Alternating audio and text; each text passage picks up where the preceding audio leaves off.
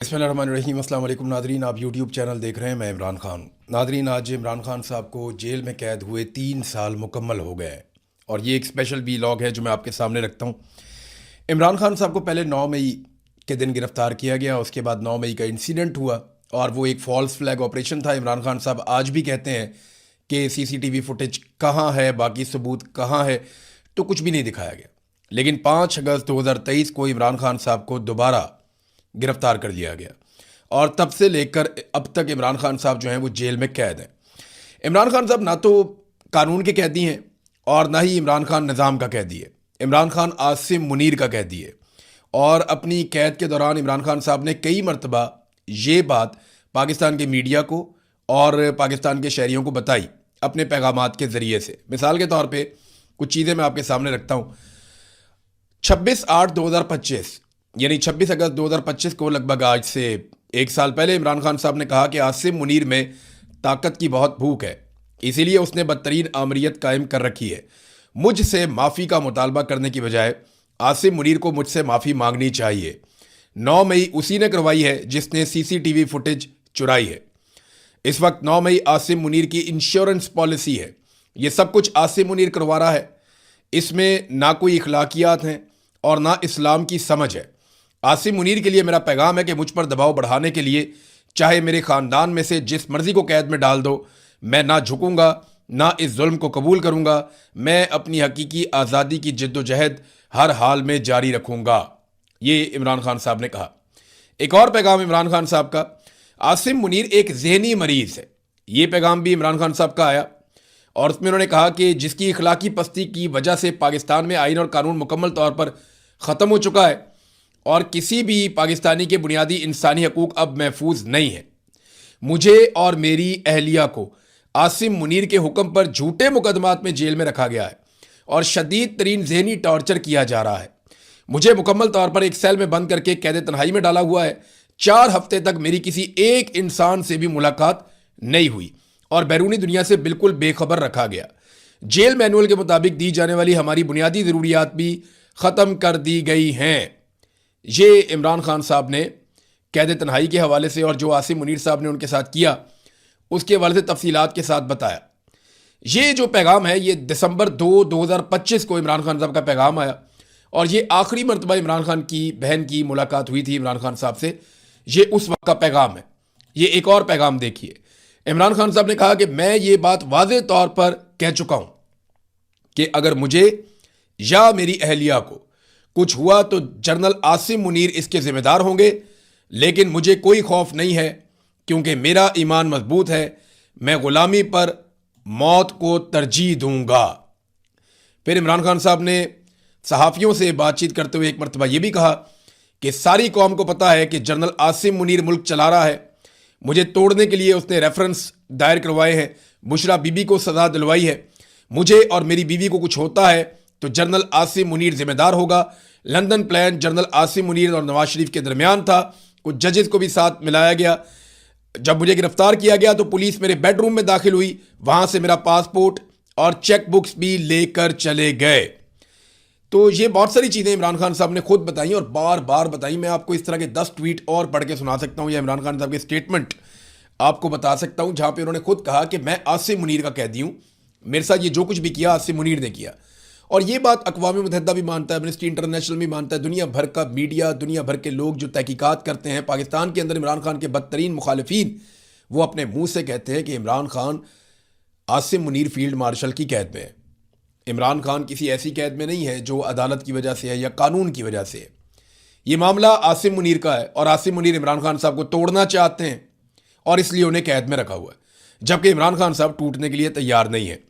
अब इन 3 सालों में इमरान खान साहब को जेल में किस तरह की मुश्किलात का सामना करना पड़ा, रोंगटे खड़े कर देने वाली चीज़ें हैं।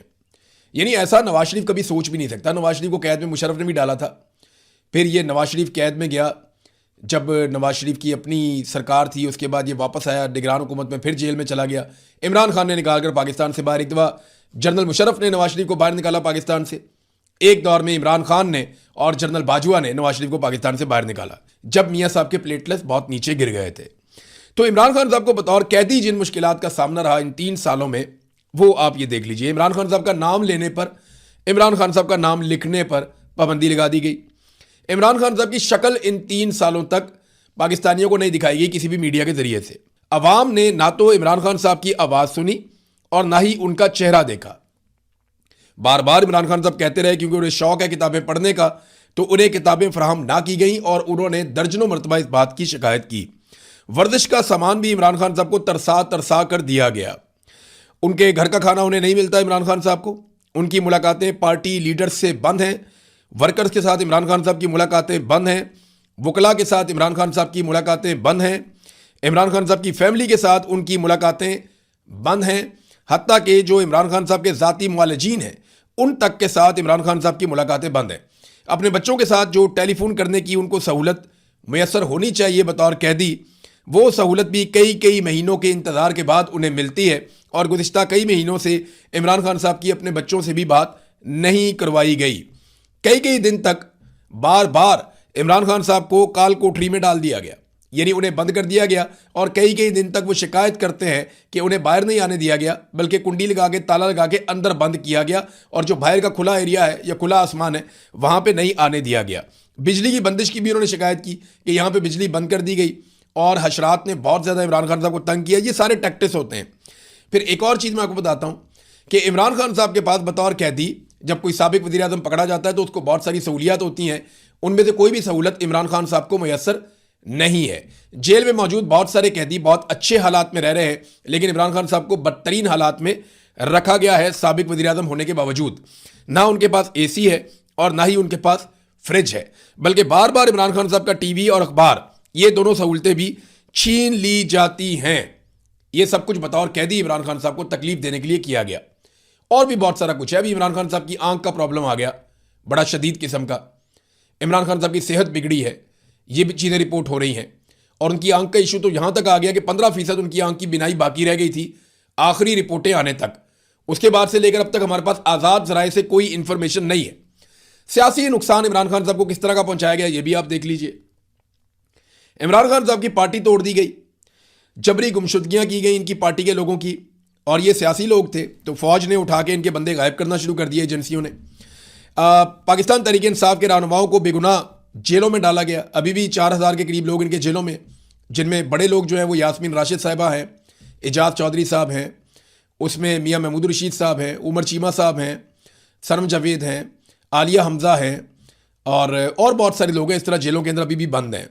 हज़ारों कारकुनों को बार बार गिरफ्तार किया गया पाकिस्तान तहरीक इंसाफ के। कई कारकुनों की अलग अलग वाक़यात में शहादतें भी हुई हैं, यानी 9 मई के वाक़यात हैं, 26 नवंबर के वाक़यात हैं। इसके अलावा दीगर वाक़यात में पाकिस्तान तहरीक इंसाफ के कारकुनान को कत्ल किया गया है। इंतखाबी निशान पाकिस्तान तहरीक इंसाफ का छीन लिया गया और यह कारनामा काजी फायज़ ईसा के जरिए करवाया गया। फिर बाद में पूरा का पूरा इलेक्शन ही छीन लिया गया। पाकिस्तान तहरीक इंसाफ 2/3 अक्सरियत के साथ कामयाब हुई, लेकिन पूरा इलेक्शन पाकिस्तान तहरीक इंसाफ से छीन लिया गया। मखसूस नशिस्तें जो पाकिस्तान तहरीक इंसाफ की थीं वो छीन कर बाकी जमातों में बांट दी गई। पार्टी का झंडा और तस्वीर तक उठाने की इजाज़त नहीं दी गई। ये वो चीज़ें जो सियासी तौर पर डैमेज करने के लिए इमरान खान साहब के खिलाफ की गई। और फिर जो बंदा इमरान खान साहब का खड़ा होता था उसकी कौमी असम्बली की, सेनेट की या सूबाई असम्बली की नशिस्त कैंसिल कर दी जाती थी मुकदमात बनाकर, और फिर उसकी जगह पे दूसरी पार्टी के बंदे को लाया जाता था। ये सब कुछ किया गया। ये करना क्यों पड़ा, ये एक बड़ा सवाल है ना। देखिए, ये सब कुछ इसलिए करना पड़ा कि पाकिस्तान की मिलिट्री एस्टेब्लिशमेंट के अंदाजे गलत साबित हो गए। जब जनरल बाजवा ने इमरान खान साहब को निकाला तो उस वक्त के फौजी जर्नैल, ISI के ऑफिसर्स और बाकी तमाम लोग ये कहते थे कि ये एक दो हफ्ते की बात है, लोग थोड़ा रोएंगे पीटेंगे और फिर भूल जाएंगे। लेकिन इमरान खान साहब ने और पाकिस्तान तहरीक इंसाफ ने और पाकिस्तानियों ने पाकिस्तान की मिलिट्री एस्टेब्लिशमेंट को मुसीबत डाल दी। फिर आसिम मुनीर साहब आ गए। अब जब इमरान खान साहब को गिरफ्तार किया और उसके बाद इतना सारा जुल्म इमरान खान साहब पे हुआ तो ये क्यों करना पड़ा। इन्हें इस बात का अंदाजा था, या इन्हें ऐसा लगता था, इनकी असेसमेंट थी कि एक हफ्ते में या 2 हफ्ते में इमरान खान साहब को तोड़ लिया जाएगा। फिर रोते हुए इमरान खान साहब एक प्रेस कॉन्फ्रेंस करेंगे और वो ये कहेंगे, जनाब मैं माफ़ी चाहता हूँ पूरी कौम से, मैं माफ़ी चाहता हूँ पाकिस्तान की फ़ौज से, पाक फ़ौज जिंदाबाद, आसिम मुनीर जिंदाबाद। तो इस किस्म के नारे उन्हें लगता था कि जनाब इमरान खान साहब लगाएंगे। और ये दावे किए गए थे बाकायदा कि इमरान खान साहब नशे के आदी हैं, जनाब जब इनको नशा नहीं मिलेगा तो ये करेंगे तो वो करेंगे, ऐसा हो जाएगा। ये सब दावे पाकिस्तान की फ़ौज और उनके ऑफिसर्स कर रहे थे, अपने सियासतदानों के जरिए करवा भी रहे थे। लेकिन ये अंदाजे गलत साबित हुए। जो लोग इमरान खान को तोड़ना चाहते थे, वो जालिम सियासी जर्नैल इमरान खान साहब ने उनका गरूर ही तोड़ दिया। इमरान खान ने यह मिथ तोड़ दी कि कोई उनसे लड़ नहीं सकता। वो लड़ा और उसने फौज के सियासी किरदार की पाकिस्तान में पहली मर्तबा धज्जियां उड़ा दी। जो काम पाकिस्तान की तारीख में कोई नहीं कर पाया, वो काम इमरान खान ने करके दिखाया। इमरान खान ने जालिमों की मिथ तोड़ दी। और अब तो कभी कभी इमरान खान के मुखालिफिन पे तरस भी आता है, जो इमरान खान साहब ने जेल से बैठकर उनके साथ कर दिया। अब ये सारा कुछ करने से हासिल क्या हुआ? ये नहीं देखा, मकसद तो ये था ना इमरान खान को तोड़ना है, इमरान खान ने उल्टा इनको तोड़ दिया। अब मकसद तो हासिल हुआ नहीं, उल्टा जो पाकिस्तान का नुकसान हुआ इमरान खान साहब को 3 साल तक जेल में रखने से, वो जरा आप सुन लीजिए। सियासी अदम इस्तेहकाम पैदा हुआ, पाकिस्तान नॉर्मल हो ही नहीं सका। मुआशरे में नफरत और बेचैनी में बहुत ज्यादा इजाफा हो गया। फौज और अवाम के बीच में एक खलीज जो है वो गहरी होती चली गई। सियासतदानों की सियासत तबाह हो गई। यानी नवाज शरीफ को ले लें, जरदारी को ले लें, फजलुर रहमान को ले लें, ANP को ले लें, सब एक दूसरे को गालियां देते हैं। अब सारे चिड़चिड़े हुए हैं, सबकी सियासत तबाह हो गई, सबकी सियासत खत्म हो गई। अवाम अब किसी की बात ही नहीं सुनती। ये इन सब के साथ हुआ, फौज के साथ भी हुआ क्योंकि जर्नैल ये हरकतें कर रहे थे, और सियासी जमातों के साथ ये हुआ क्योंकि उनके कायदीन साथ मिले हुए थे। मुल्क की मईशत का भट्टा बैठ गया पूरी तरह से। दहशतगर्दी में पाकिस्तान में कई गुना इजाफा हो गया। अवामी उमंगों के खिलाफ फॉरेन पॉलिसी इन्होंने बनानी शुरू कर दी। यानी अब पाकिस्तान में लोग बात नहीं मान रहे, तो बड़े बड़े आकाओं को खुश रखना पड़ा कि इमरान खान को जेल में रखना है, तो अमेरिका को, यूरोप को, बाकी ममालिक को, अरब ममालिक को जो कहते हैं वैसे ही उनकी बात मानो। सरमायाकारी पाकिस्तान में लगभग खत्म हो गई। मल्टीनेशनल कंपनियां पाकिस्तान में दर्जनों की तादाद में भाग गईं। महंगाई में कई गुना इजाफा हो गया। गुर्बत और बेरोजगारी में इजाफा हो गया। अवामी मंसूबे जितने भी थे बड़े बड़े, वो सारे के सारे बंद हो गए। पाकिस्तान से बड़े पैमाने पे नौजवान मुल्क छोड़कर भागने लगे। और इतना बड़ा ब्रेन ड्रेन पाकिस्तान से तारीख में कभी नहीं हुआ जितना बड़ा इन 4 सालों के अंदर हुआ।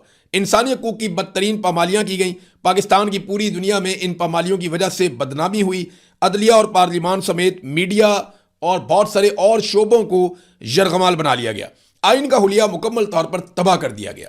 ये वो सारी चीजें हैं जो पाकिस्तान को मिली इस जिद के नतीजे में कि इमरान खान को जेल में रखना है। और याद रखिएगा, ये तो अभी एक शुरुआत है, आप आगे देखते जाइएगा।